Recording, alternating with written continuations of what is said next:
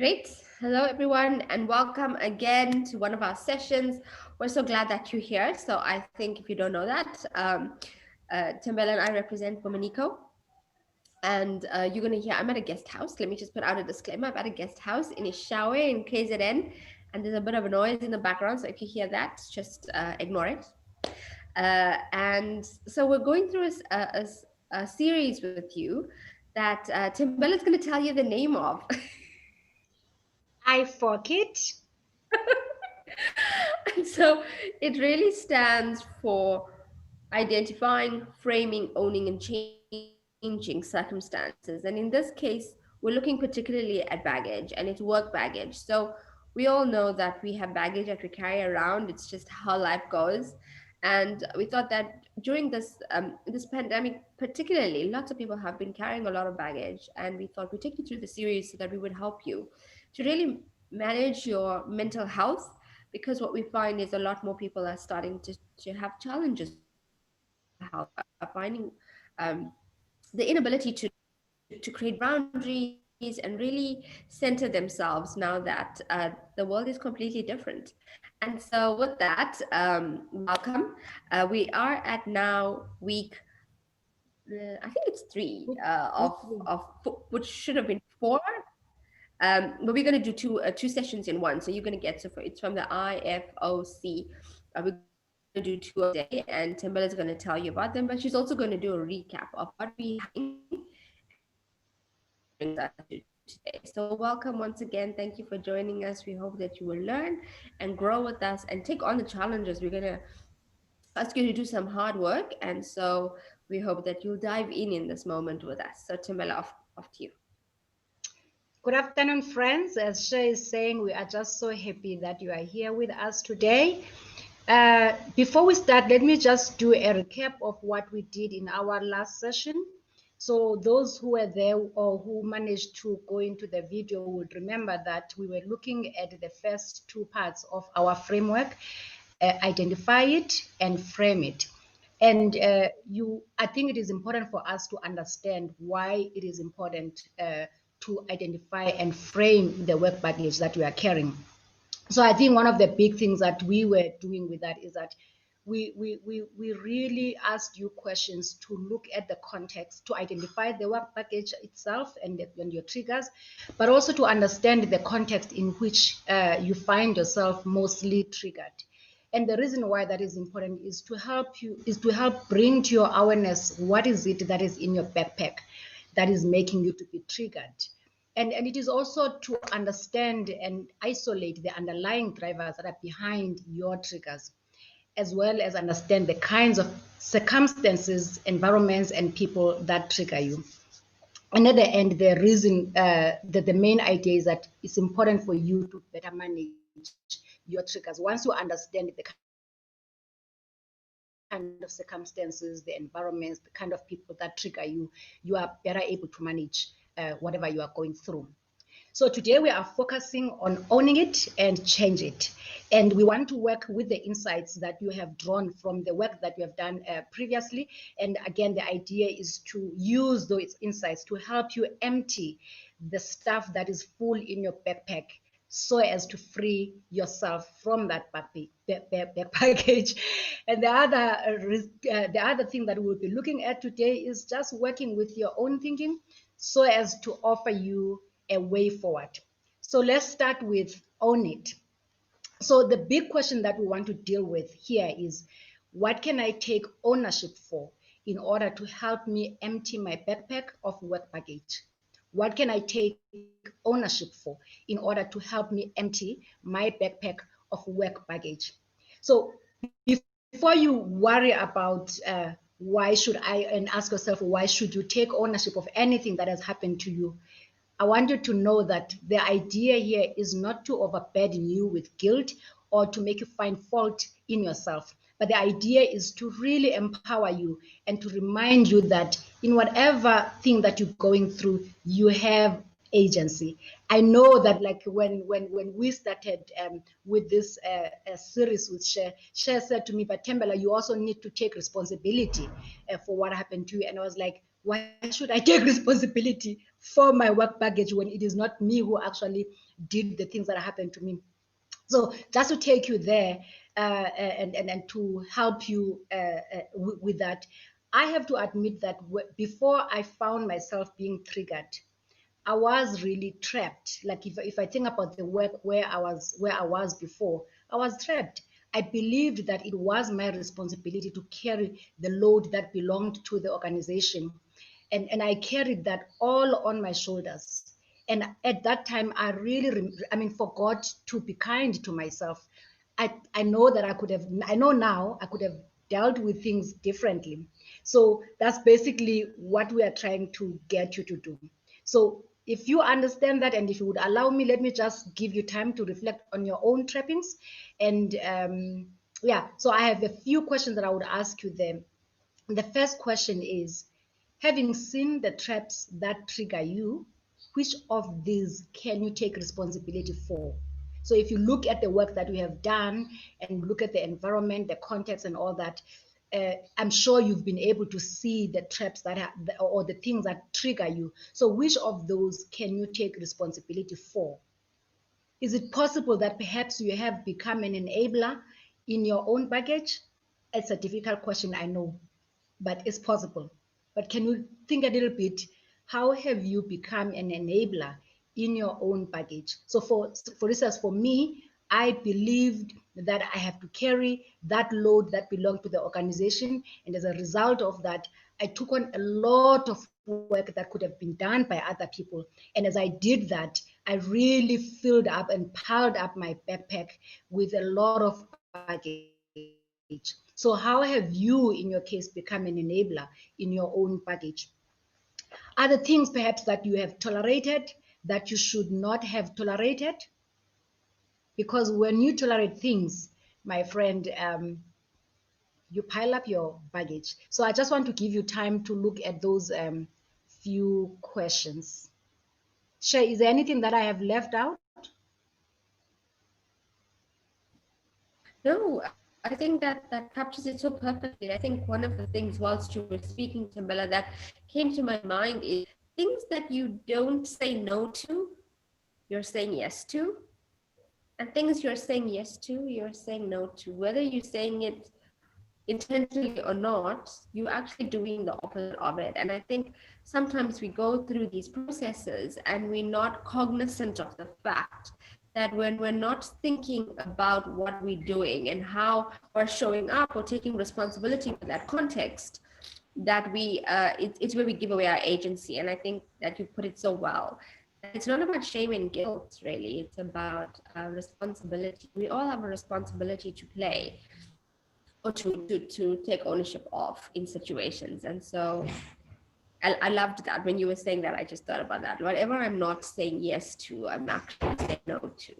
And sometimes that's no to peace, because I'm saying yes to some mess I'm choosing to sit in. Thank you, Shay. So let's just take a moment here. I'll play some music just to give you time to reflect.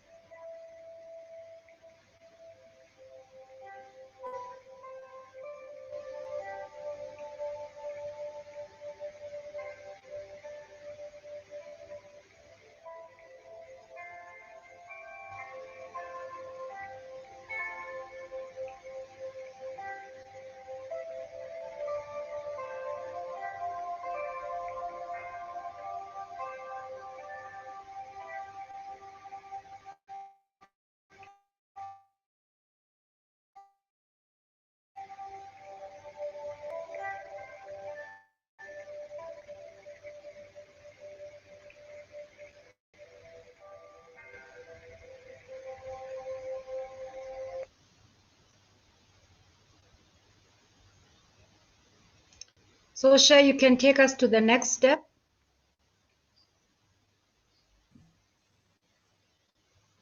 Thanks, Amanda. So, guys, I hope you found that whatever situations, I know what we asked you from part one of the series is we said find a particular issue and work with us with that issue. I must just tell you that I'm in the middle of KZN, which is quite a little bit rural, and my network is a bit unstable, so I do apologize. But this is how we do life, and the show must continue. So I hope that you stick with me and deal with some of that mess that I might. Yeah, my voice might sound like I'm underwater, but hang in there, will you? So yeah, so what we said is choose something, choose one particular issue that you might be facing, and then use the tools and tips with that particular issue. So what I'd like for you to do is to have that in your mind. So even with Tamila's taking you through Own It, I hope that you could think about that particular example and then use what we're asking you to do with that in mind. And so I'm going to ask you to do the same when I take you through Change It. So we're going through the framework, which is IFOC, and we're at C, which is you can identify your triggers. You need to frame it within the context in which it exists, or the circumstances that you find yourself in, and we just went through Own It now. So what part do I play in it, and how do I take responsibility for it? And then finally, you have agency, so you can do something about it. And I know that you must have heard this before, so if this is not new to you, hang in there. But this is about locus of control. We all must understand our locus of control. So there's certain things that are within my power to control, and there's some things that exist outside of my context that I have no control over. The only thing I have control over is my response to the external. And so the locus of control is quite simple. It's we don't have a diagram for you, and I thought I was gonna find one and put it up for you. But so just think about one big circle and a little circle inside that circle. Inside that smaller circle, think of you being in that circle. In that smaller circle, you can control things. So, for example, I control what I wear today. I control what my thoughts are. I control the words I speak. I control if I sit on a couch today and talk to you. I have things that are in my control to do. Oh, Tembel is bringing it up. So there's things that I can control. Then there's things outside of me that I can't control. So for example, I can't control where Tembella chose to sit today. I can't control what she chose to wear. So that is outside of my control. But in my control, I have control over me. So I use a very simple example when it comes to this, and it's a little bit, yeah, it's a bit childish, but it just surfaces it so well. So what I can't do is control the weather. So if it's raining, there's nothing in Cheryl's power that Cheryl can do about the rain. I wish there was, because there's many days I'd stop the rain. Like yesterday, I'm in KZN and I can't go to the beach because it's raining. So there's things I do wish to control, but I can't. So you can't control the weather, but in your locus of control, what can Cheryl control? I can control the fact that if I choose to go outside into the external, I get to safeguard myself. I get to use an umbrella, I get to use a raincoat, and I get to do what I need to do to take care of me so that I can face what's happening external to me. And so that's really locus of control. It's understanding who you are in relation to the outside context. So for example, I can control my actions, my words. I can control the amount of effort I put in, the conversations I have, the decisions I make. How someone responds to that is outside of my control. And I don't get to choose that. So if we're taking a work example, you might not like how someone in the office speaks to you, for example. You get to decide, do I continue to interact with this person? Yes or no? Do I address this person and tell them the way you've spoken to me, I don't really like it. I don't appreciate it. Or do you sit there quietly and just deal with the madness all of the time and then say, oh, that person always talks to me in this way, but you do nothing about it? And so for Change It, what we really want you to start to think about is, can you understand that there's certain things you are in control of? And can you accept that you can't change what's on the outside, but you can change you? So I think some of the things we want you to think about here is, when you were triggered, can you think about those moments when you were triggered? And can you think of what was outside of your control? that you need to accept. So it's raining. You can't change that. It's happening outside of your control. Can you accept that it's out of your control? But then on the flip side, what are you doing about what you are in control of, which is yourself, and how you're showing up, how you're addressing it, if you're choosing to address it. And so right now, I think we just give you a few moments to do that, to just go through in your mind your situation that we asked you to think about, and think about, if I put myself back in that situation, and remember we said sometimes thinking about it might trigger you, and if that's happening in the chat room right now, Timbella is present, and I'm going to try and be as present as I can at that particular time as well. And if you need to reach out and talk about what you're feeling, please do that. But just think back to those moments when you are triggered, and think about what's happening here. What's in my control when this is happening, and what's outside of my control? Be my response to those things that are outside of my control. So we'll just give you 2 minutes, and you can just think about that before we go deeper into a tool that we think is going to help you when you think about how you want to change the situation and prevent these triggers from showing up.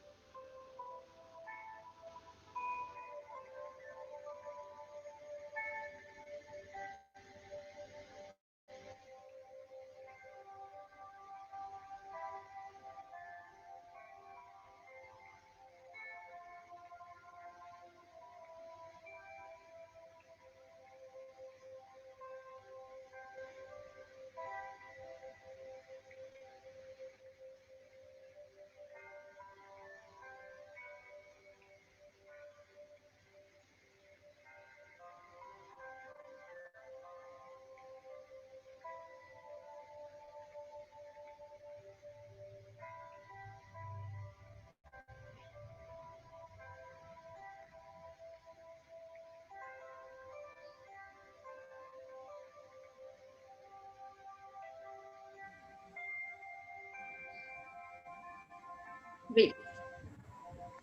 So as Timbala takes very soothing music off, I feel like I could go back to sleep. Oh, I know. I'm I just hope that you've enjoying the managed tea. at least. It is the kind of music I used to sleep actually. When while finding it hard to sleep, I put spa music on. I wish I had like a masseuse who'd be massaging me, but sometimes I just have to like imagine it while I listen to the music. So wonderful. I hope that you managed to think about your situation and then think about your locus of control. Obviously, we're going to make these tools available to you. So we're going to get you that pick up under your circle of control or locus of control as it's otherwise called. And somewhere so that it's a constant reminder to you that in this moment, I get to show up and I get to own only my actions and what I am responsible for, what I'm in control of. So in doing that, in understanding that you are in control, that you have you get to change certain things. And to change certain things, what we need you to remember is that nothing just happens like this, right? Most of the really subtle, solid changes that take place in life requires you to plan. So you have to have a plan. And so what we want you to do is to think about a plan that's going to work for you.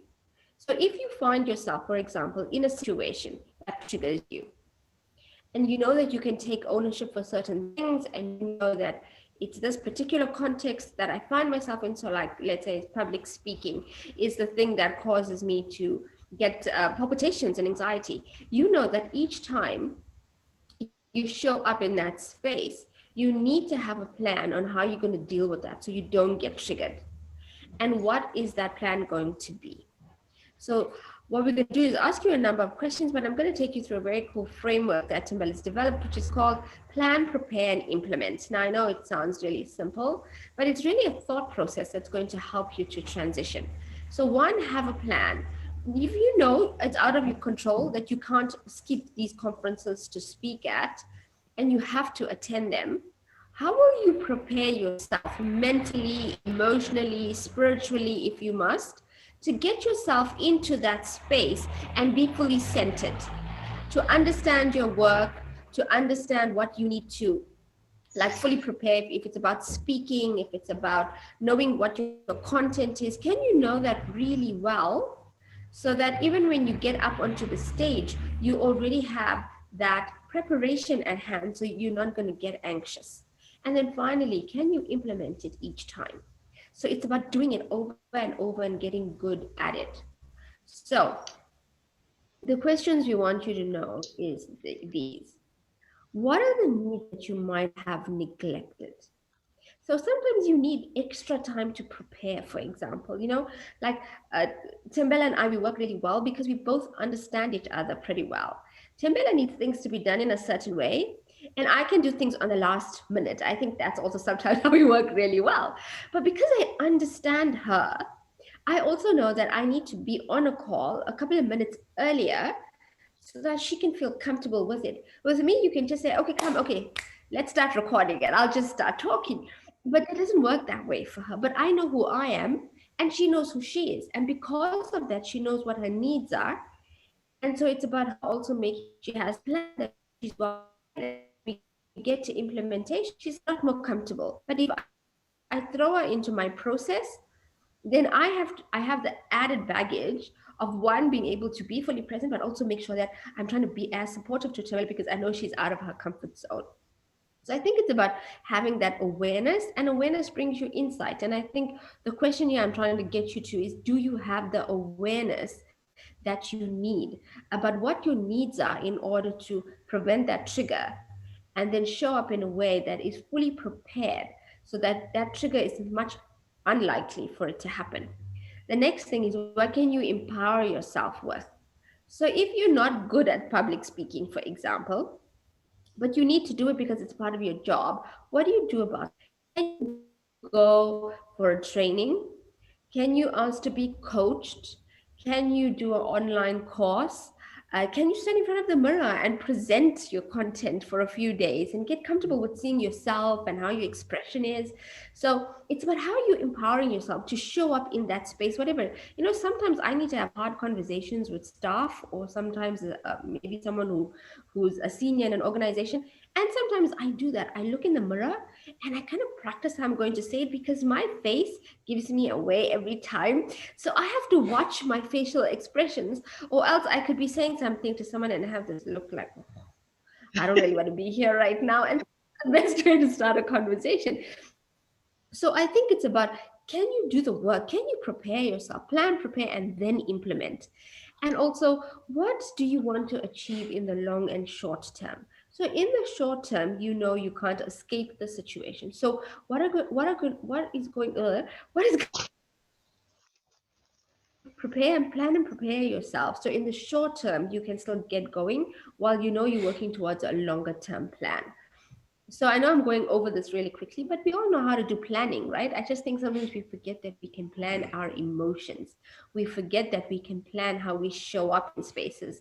And so this PPI, so plan, prepare, and implement, um, tool that we want to share with you is really about that.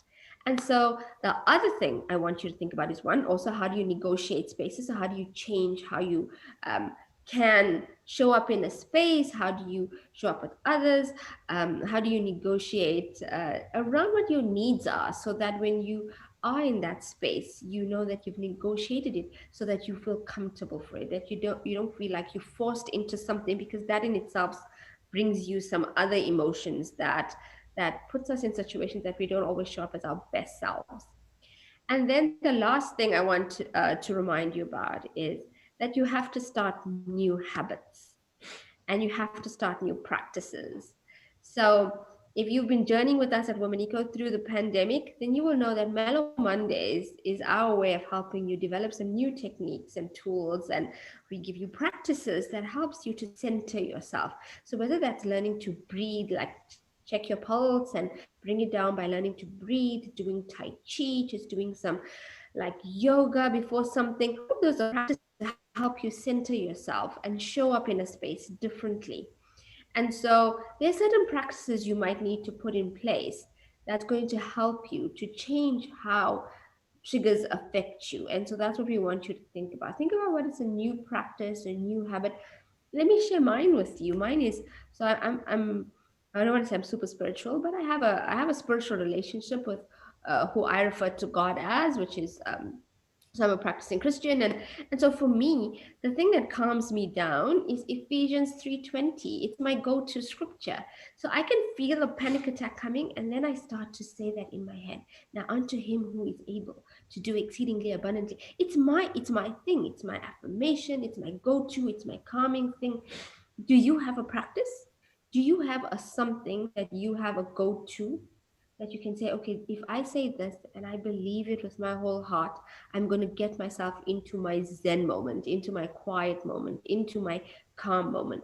And so find that practice, find that habit, and make it your go to, which might mean that every day you wake up and you try and practice it before you go to sleep, you do it.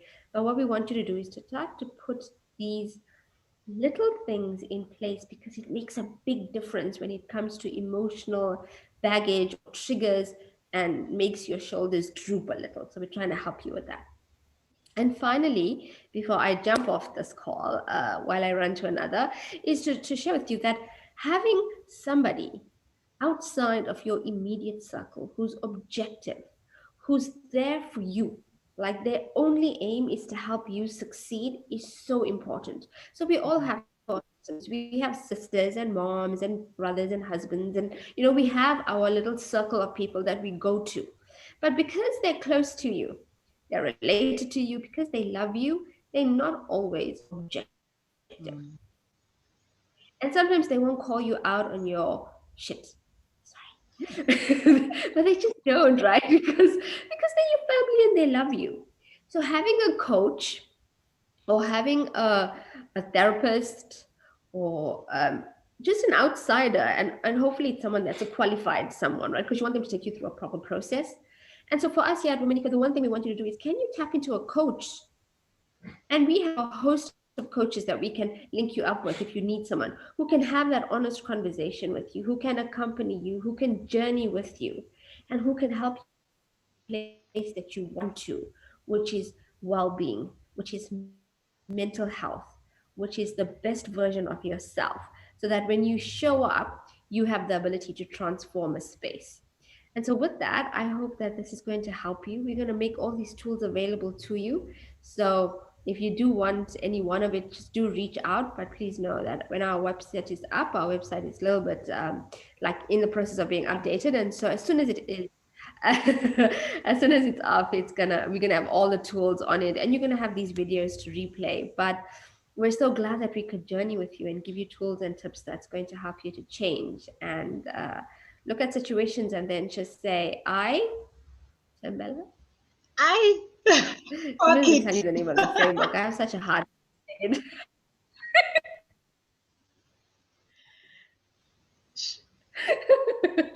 Oh, my Why mom's do on they Facebook, and this is do always on this Facebook thing? because I'm not comfortable saying it.